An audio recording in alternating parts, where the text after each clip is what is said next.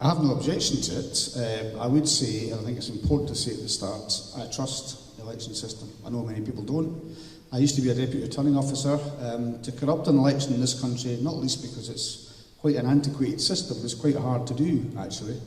However, there are some issues around postal votes. I think we have seen prosecutions in part of the UK and some practices which I think are questionable. But as to the counts, I know how the people are selected for counts. They're people that we all know. They work in banks, they work in councils. I don't think it's a corrupt process. But if either side or both sides felt it was important to have that international legitimacy, and remember the effect of a yes vote in a referendum is that Scotland becomes an independent nation amongst the family of nations.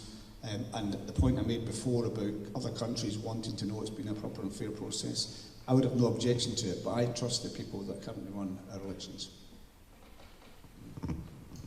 Yes, I completely agree there, Keith. I've also been a returning officer in at least 3 counts now, and it's very hard to corrupt an election in the UK, and very hard to corrupt an election for Holyrood. So I don't have much time for, there's a certain section in the Yes campaign who are desperate to cling on to maybe we did win. We didn't, guys. We didn't win the referendum, and that's a very important position for us to understand and to realise that we didn't win as Democrats, and to understand why we didn't, and then to move the conversation forward. So I think we have to first of all respect the legitimacy of the vote, but that can be bolstered by international observers, and I think as a general principle towards internationalism, that's a good thing for observers from around the world to come, and to also take pride in the fact that we do have very democratic elections, and for those observers to see that and to perhaps bring them back to their own countries. So I think on principle, yes, of course, I think every election all around the world should be international and should have observers. Yeah, I don't have much more to add. I think that actually it made the points very well, but I was going to say, I think that within the context that we're sitting in when we're hoping to become an independent country, but within Europe, it's important to make sure that Europeans in that community are able to see how we've conducted a referendum, how the vote's been counted, and understand the processes that we go through. And so facilitating that by having observers, I think, would be a helpful thing. But yeah, likewise, I think our processes from being elected myself and seeing other counts taking place, as soon as you've seen it, it's very clear how rigorous they are. So I would invite other people to go and get involved in those processes if they can as volunteers, because as soon as you see that taking place and you understand the processes that are gone through, it really does demonstrate how good our electoral systems actually are and how well they operate. First question I always ask when somebody makes a proposal of any cause of action is why?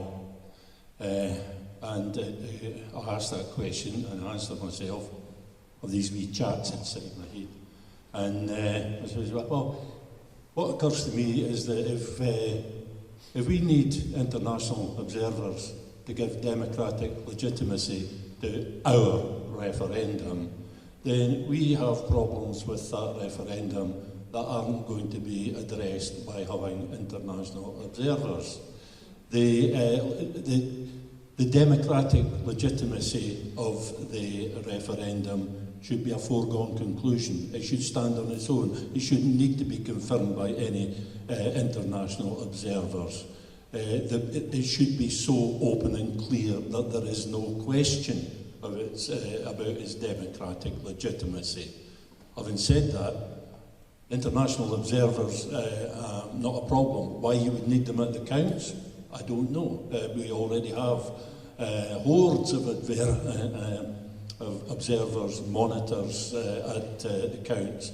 But times you can't get near the tables for the observers, and they're all quite keen-eyed. I can testify to that, having been at a few counts.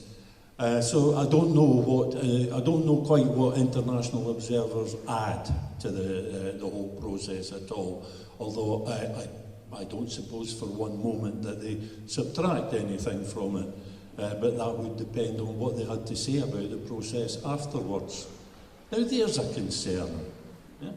Supposing we thought it was all democratically legitimate and fine, And some of these international observers afterwards, for whatever reason, decided to say that there were questions over it. Imagine what our opponents would make of those questions. So you have to consider it from all angles. It's only the losers of elections who complain are cast doubt upon the legitimacy of the voting process normally.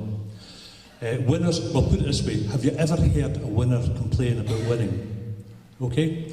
So, the last time around, there were certainly lots of doubts cast by many people about the legitimacy of the process. Let's fast forward to the next referendum. For all I want to win with a thumping majority, I'll settle for, let's say, 52%, because that seems to be a winning margin in other cases. Do we want to be in the position where, having cast doubt on the electoral process, that then our opponents say, you claim you've got 52%, but you didn't really, it was boggled.